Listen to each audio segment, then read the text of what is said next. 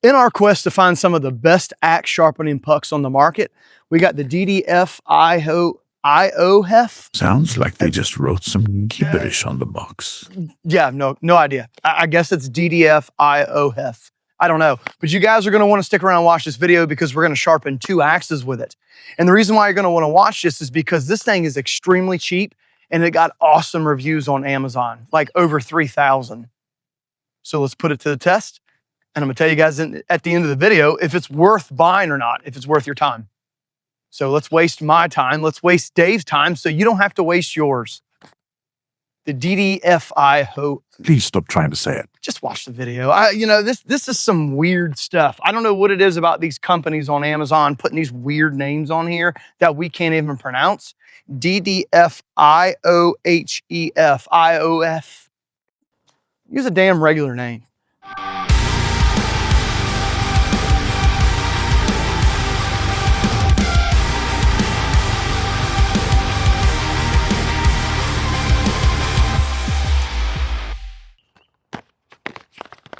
So we're doing the DDF Iohef, whatever. Just going to keep trying to say it, aren't you? This one here. Great. We got 2 axes. As you guys know, the previous video that I put out was about the American Tomahawk company, Model One. RMJ USA owns it now. We're going to sharpen this because we have to do a video on this, which is going to be after this one. But we need to sharpen it because I don't like the cheek design. Look at that. It's fat. Fatter than I like. So what was all that earlier today about how you like big butts and you cannot lie? Whatever, Dave. So we're going to work on this one. Now, the thing about the DDF Iohef is that it's very coarse. It's probably one of the coarsest whetstones we've got to date, but that's cool because I have a Holzbruch Agdor Montreal pattern felling axe that I use for axe throwing, and this thing is nasty. It's been abused. Guys, you know I abuse my axes. I take care of them and I half them great. That's why they get abused and they're still able to stay on the handle. But this thing is taking some abuse. So what we're going to do is we're going to use the 400 grit side on the American Tomahawk here. We're going to use the 400 grit. See how well it sharpens it. That was close. Fell a little bit. And that's okay. I got boots on. And then with the Holzbruch Agdor Montreal pattern felling axe, the bit needs to be fixed. It's got some gouges and some rollover on it from throwing this thing really hard into my round over there, just slinging it. So what we're going to do is we're going to take the 200 grit side and see if we can get some of these gouges out and some of this edge rollover out. Then we're going to switch back over to 400 and we're going to see how well it does. I will tell you guys, this thing got awesome reviews on Amazon. It really did. Over 3,000, and it's really high up there, like 4.6 or 4.7 stars. Pretty good, pretty good. And I will tell you guys, when I originally bought this, it was coming in at like $12 or $13. I bought it on Black Friday at $9.99. I got another one, actually, I should say, on Black Friday for 10 bucks. This is the current price here now, which I'm putting up on your screen. So we're going to see if it's worth that price. Not bad. Not a bad price. So I'm interested to see how well it's going to work. So let's set up the Model One Tomahawk and get to sharpen it. Yeah, guys, we got a wireless mic. It's the like Hollyland Mark II or L2. I don't know what it is, but it's kind of cool because I can use a magnet underneath my shirt and stick it right here. Hopefully the audio is coming through pretty good because I am not recording this again because of the audio issues. I'll try to fix it in editing, but really cool. I don't have that giant ass gray sock in my face. That's where my sock has been, you damn sock thief. It's not your sock, Dave. It's a windscreen for the mic, so if wind blows... Who steals a man's sock? I don't have time for this. Let's sharpen the tomahawk. It's all lies. This guy, I swear. I don't know if that's pleather or leather. It feels like leather, but it comes with a pretty nice leather case. Get a belt loop. Pretty decent, guys. Pretty decent for the money, at least. And as you can see here, I've yet to open it. Yeah, I was way off on the grit. So we have a 180 side and a 320. Man, that's really coarse. That thing is going to town in there. Look at all the bubbles coming out. Went ahead and filed the cheeks down and then hit it with my sander really quick to give it a little bit more of an even cheek design, and it worked out really well. It's not very sharp. It's okay. I didn't spend very much time on the actual bit. I was really just worried about the cheeks in here. All right, guys, here we go. It's done. It's bubbling. I think it's soaked pretty well. We're going to use it on the 320 grit. Also, let me know the audio quality on this wireless mic. If you notice a difference, great. If it sounds the same, great. If it sounds worse, take it up with Dave. So let's start off. The 320 grit, we're going to stay kind of on the cheeks here just to get an idea how it feels. Ooh, it's dragging nicely. It's not hanging up too bad like I noticed with the Council Tool whetstone. Good whetstone. It just kind of wanted to hang up a little bit when I was dragging it across. This is sliding pretty cleanly. This bit's so small. I keep wanting to go off the edge there. So let me adjust a little bit here. In my experience with whetstones, I do feel like there's kind of a break-in period. Some people might disagree with that, and that's totally fine. But I will say that because I've noticed it using different whetstones. Now, of course, we're putting this up against the King whetstone. If you guys have been watching these videos, my go-to whetstone is the King whetstone. I'll put a picture up of it here on your screen now. $250 on one side and $1,000 on the other. That thing is awesome. Wears down kind of fast, but you get a huge whetstone for not a bad price. And it's held up for me for years. It works. So I can attest to it. These we're just kind of figuring out as we go. And I'm going to keep using all of them and come back and give you another opinion. You know, not just doing one sharpening. I'm going to sharpen a lot. I keep hanging up on the toe up here. Such a small little bit. Okay, so let's work on down to the bit and see what we got going on now. I don't know about you guys, but I love the way a whetstone sounds sharpening a axe bit or a tomahawk bit or a hatchet, whatever. Okay, so we got like 3 passes on it. Man, this thing is sharp already, and I haven't even flipped it over yet. Now, it could have been the way that I used the file. I will say that, okay? Because if you use a file, you can get it down pretty sharp and then using your whetstone. But guys, it was pretty dull. I mean, I felt it before we started using the whetstone. And 3 passes, clean passes. It slides nicely across the bit. I don't feel a hang up like I did with the Council Tool axe sharpening puck. And it's not sliding badly though. It's not like uncontrollable.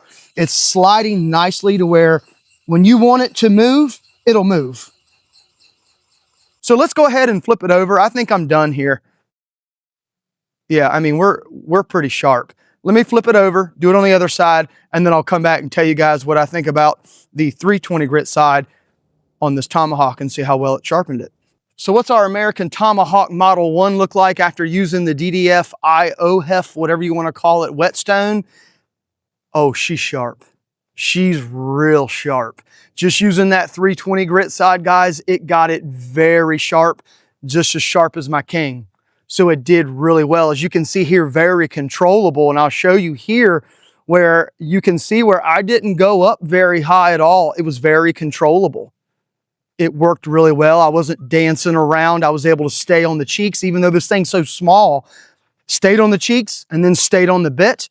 Gave it that very, very small, what they like to call a micro bevel with my whetstone. Man, that thing is nice. It feels really good. And I got a nice, even bit. Have to hit it with my leather strop now. But man, this thing feels really good. So let's get into the Agdor and see what the 180 and the 320 does on that bit there. But the Model One, pretty damn sharp, guys. Pretty damn sharp. All right, first pass. Oh, that's loud.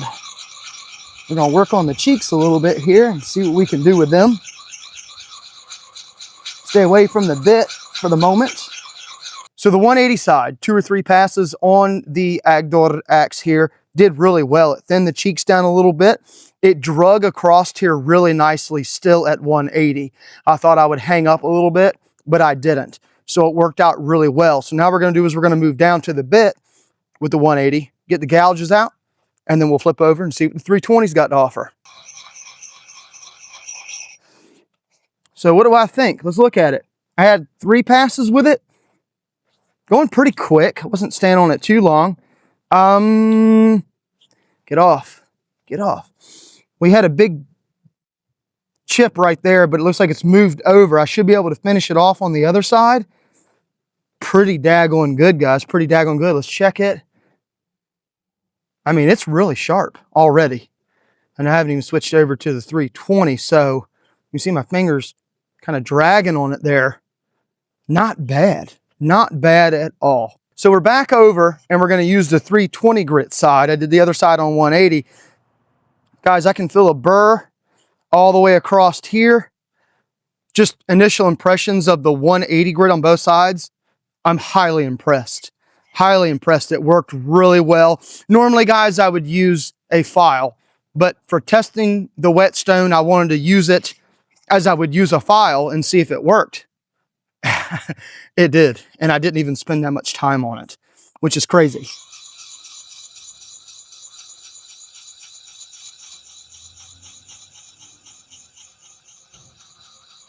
Ooh, that's sharp, and I haven't even flipped it over yet. I am highly impressed. I'm impressed. 2 passes. 2 passes on the 320. 2 passes on the 320, and that's what we got. As you guys can see, very controllable too. Really didn't go past here, which I wasn't trying to, and that's exactly what I did. I stayed about right in here and down, working the cheeks, then working the bit, both on the 180 and the 320. Wow. So the Agdor felling axe, what'd it do with this one? Man, this thing is freaking sharp, guys. Oh my gosh. I think it's even sharper than the Model One tomahawk. I'm not pressing it any farther down on my hands. Guys, look at this. It worked out really well. Look, it took the cheeks down. You guys saw at the beginning of the video, there was a very distinct line right there where the cheeks were, and I was able to knock it down with like 2 or 3 passes. This thing was really sharp even after the 180. And then I came back with the 320 to kind of refine the edge. I mean, guys, it is really sharp. It did just as well as my King. Actually, I think it did better. As you guys can see here, if you want to take a look at it there, it thinned the cheeks down quite a bit. It looks really good. I like that. I would probably hit it a little bit more with my file on the cheeks, just a little bit more, but you know, overall, just using the 180 grit on the cheeks, it did very well for like 3 passes. So what a great little whetstone there by the DDF guys.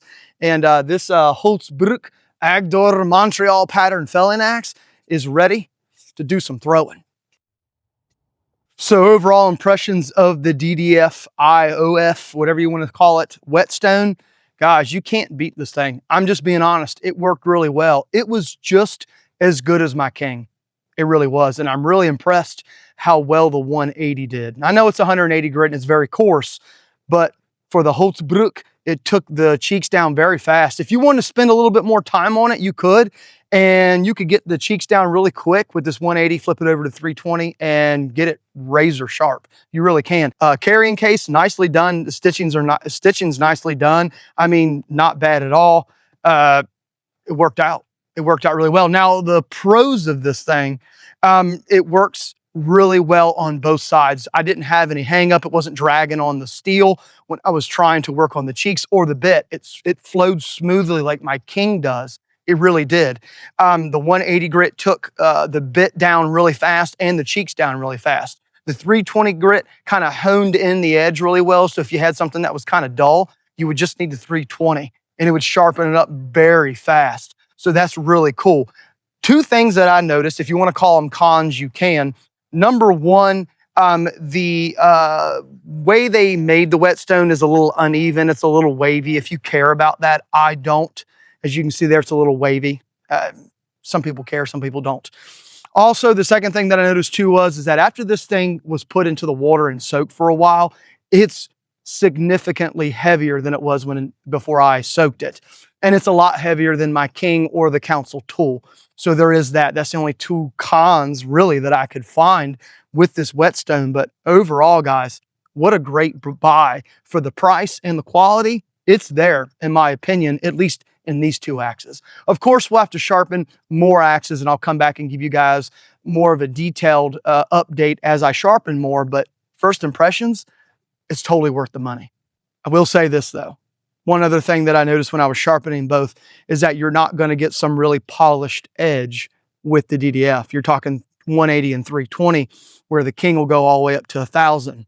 So if you're wanting something polished, you're going to come back over your bit and cheeks after you've used the DDF whetstone to polish it up to give it more of a mirror finish if you care about that, because the bits are a little scratched up and a little rough looking, but they're really sharp. So just take that into consideration too. You're working with some lower grit here. It's not going to make the edges shiny as like maybe the King or the Council tool. So there is that as well. Thanks for all your support, guys. Hope you enjoyed the video. Hope you enjoyed the DDF. I would consider it. If you can get it for like $9 to $14, I say it's worth getting. Throw it in your truck, throw it in a backpack, or use it as your everyday sharpener. I think it's going to work out really well. Like I said, I'll tell you guys in a future video when I've sharpened more how the longevity's held up on the DDF. But so far, guys, not bad at all. Not bad. So I would consider getting it. I'm going to keep mine and we're going to keep using it. So thanks for everything everybody does to make this channel what it is, like always, guys. And remember, it's always for the love of the axe. But until next time, see ya. Yeah, Dave, the mead's calling us. Probably should stop. Good thing I got a glove to sharpen axes with. Not bad at all. Let's see how well they'll stick into the slippery elm there. Not bad, guys, not bad at all. In our quest to find some of the best axe sharpening pucks on the market, we got the DDF. The DDF. Shit, Dave. You catch the damn whetstone already. Look, I'm trying, okay? I think we drank too much of that dense mute, the Viking blood, and it's working. How about you work on getting me my sock back?